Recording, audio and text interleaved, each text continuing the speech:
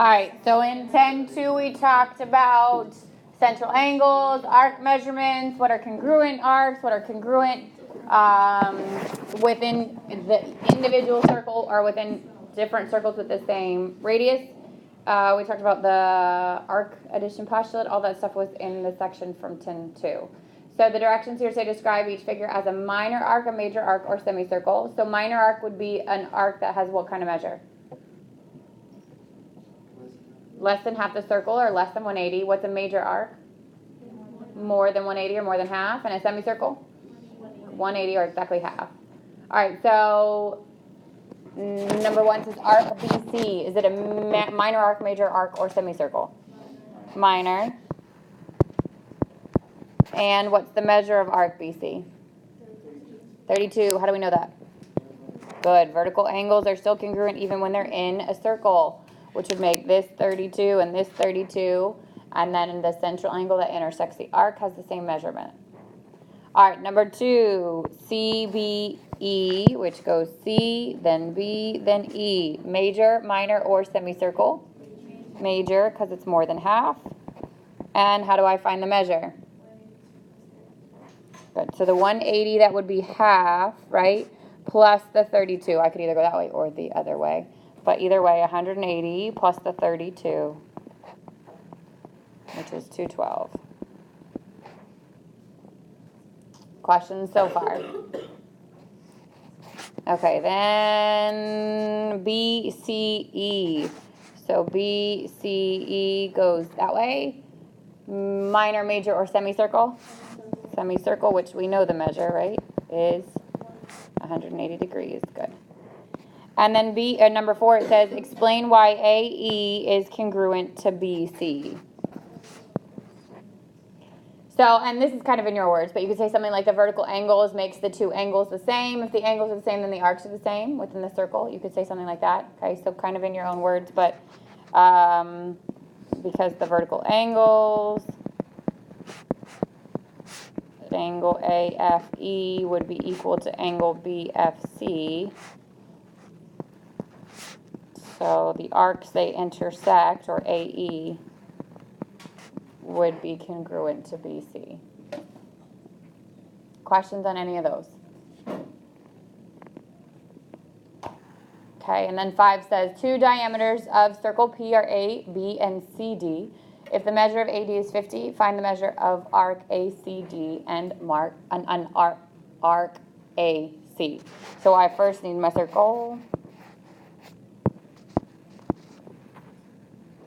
Okay, and then it says diameter.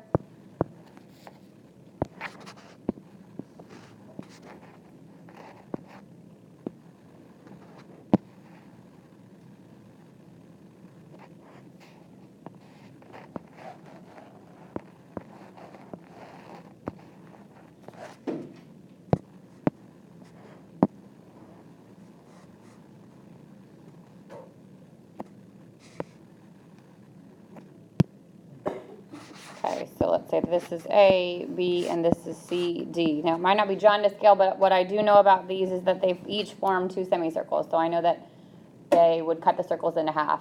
It says AD is 50, so if this is 50 degrees, find the measure of arc ACD. So ACD goes all the way around, which includes everything except for what? AD. So if I did 360 minus the 50, I end up with 310 degrees, which is what ACD would be. And then the second thing it wants is AC. How do I find that? 180 minus 50. Good. 180 minus the 50, because all the way around would be my semicircle, which is 180. Take away that 50, and I get that measure of arc AC is 30 degrees. Questions on any of the warm-up or anything that we talked about in 10.2? Okay, so let me go through the... All right, 10.3 is called properties of chords. So remember, hopefully, a chord is a segment that has its endpoints on the circle, right? So it doesn't extend outside of it. A chord is a segment. It can't be a line. If you turn it to a line, it's now a secant. A diameter can be a chord, but a diameter would just be a chord that runs through the center. So theorem 10.3, which again, the number's not important. It just means it's the third theorem mentioned in this chapter. But what it says is important. It says, in the same circle or in congruent circles, two minor arcs are congruent if and only if their corresponding chords are congruent.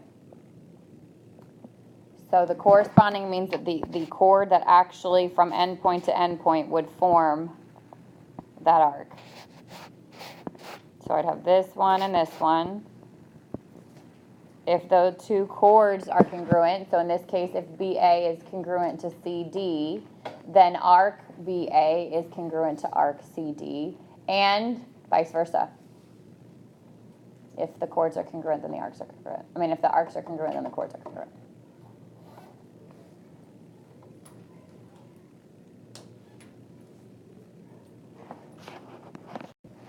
Theorem 10.4 says, if one chord is a perpendicular bisector of another chord, then the first chord is the diameter. So in this picture, because SQ hits TR at its midpoint and is perpendicular, because that's what the words perpendicular bisector mean, I can determine that SQ is the diameter. So I know SQ is a chord just by the definition of a chord, but the fact that it hits this segment at its midpoint and is perpendicular tells you that it's not just a chord, it's a diameter. Okay, 10.5 says the converse of that. If the diameter of a circle is perpendicular to the chord, then the diameter bisects the chord and its arc. So this time, you know that it's the diameter. So what's it, if you look at the difference between this picture and the last picture, what's the difference between the line? What changes to let you know that this is the diameter this time? It has the dot. What's that dot represent? The center. So this one is showing you that it passes through the center, making EG the diameter, and it's also perpendicular to that chord. If those two things are happening, then I know that FH is congruent to HD, and arc FG is congruent to arc GD. So this happens when a diameter is perpendicular to a chord. Okay, theorem 10.6 says in the same circle, or in congruent circles, two chords are congruent if and only if they are equidistant from the center. So the words if and only if mean this can be read both ways.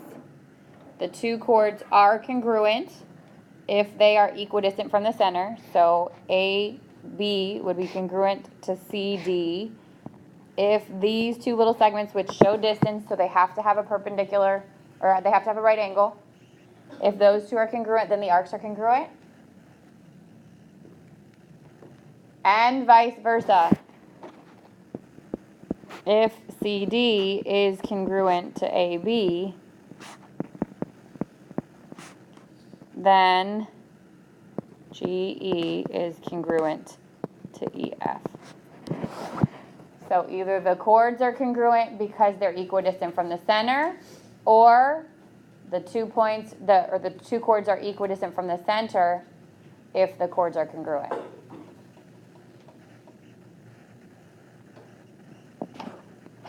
All right, so all the circles kind of get thrown in together. You got to figure out what you're looking at. It just says find the value of X and Y. So what are you looking at in A? What do we have going on there?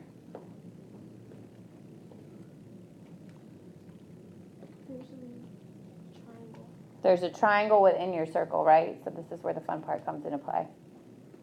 Bring back your triangles. Do you have a diameter of this circle?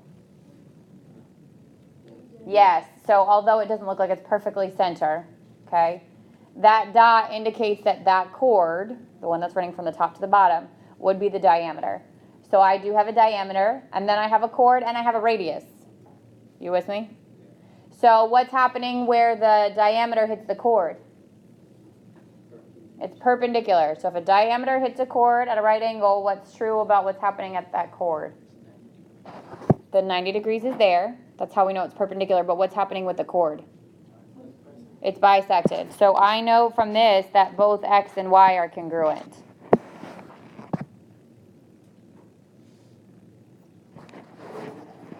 So the 5 is this length here. The 5 is the length of that little segment. And the 13 is the length of the radius. So what happens to a radius if it's drawn anywhere from the center to the sides? Does it change? No. So where else is 13? Y is 5 or that little segment? The little segment is 5. This is also 13, right? Because that's also a radius. Now what do we have? You could do the Pythagorean theorem, right? This is a right triangle, 5. The hypotenuse is 13. Or if you've memorized your triples, there you go. So x is 12, and so is y. All right, so B. This time I don't have a diameter, right? But I still have 2 radii. Do we see that? I've got 2 segments going from the center to the side. The one over here is 6, which tells you that this whole side here would be 6 if you needed it, right? But y is just from the chord to the center. So I have a similar case going on that if a diameter intersects a chord at a right angle, it's going to cut it in half. If I were to make this radius into a diameter, the same thing's going to happen, right? So here's my right angle. That means these 2 segments are congruent again. And then it gives you a 60-degree angle at the top. Why would it do that? Good. So if I pull that triangle out so I didn't draw all over it, you can see a little bit better. This was 60 degrees. This is 6. This is my x, and this is my y. So this would be 30 degrees. The pattern for the sides of a 30, 60, 90 are A root 3, 2A. So if 6 equals 2A, what is A? 3. And this would be 3 root 3.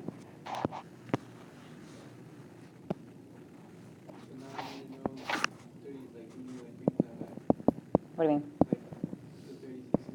Yup, it never goes away. Yeah.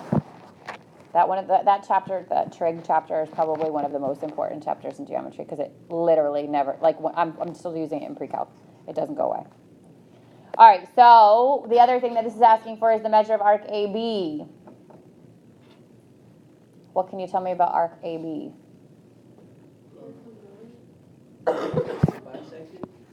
So it is bisected, yep. So this one here is congruent to this one.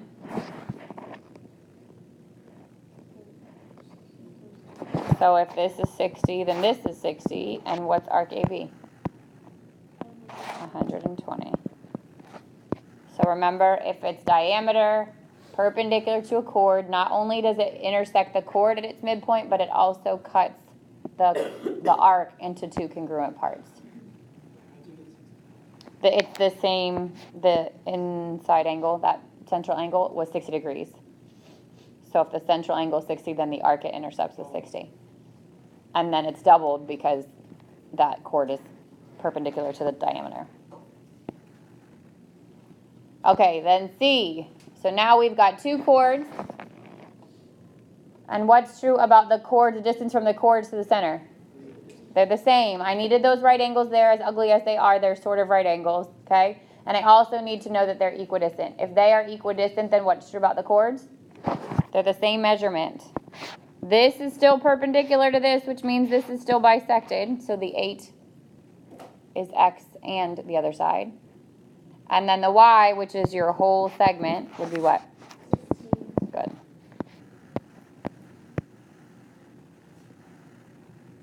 So a bunch of theorems within this section that you've got to kind of apply in different times.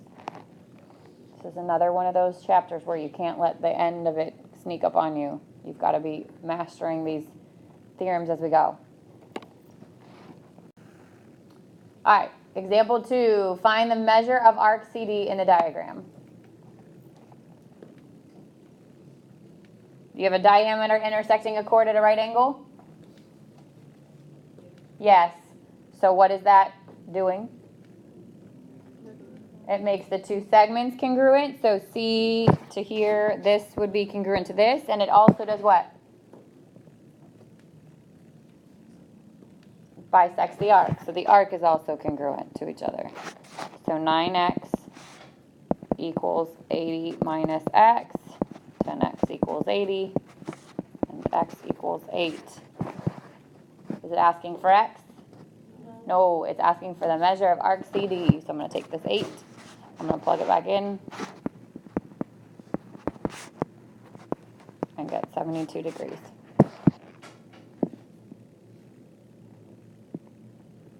What if I asked you for arc BC? Could you find it now? Yeah. How? By subtracting 100. Good. 180 minus 72 would give me BC or BE, right?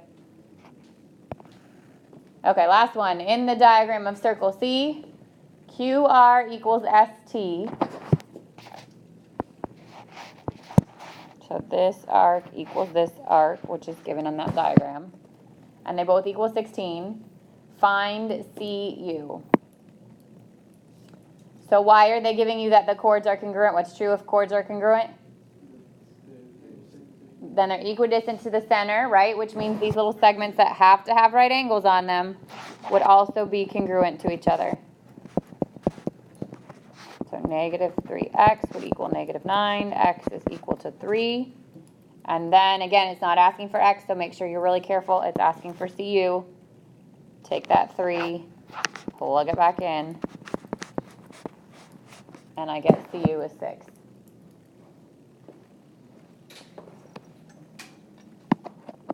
Questions on these?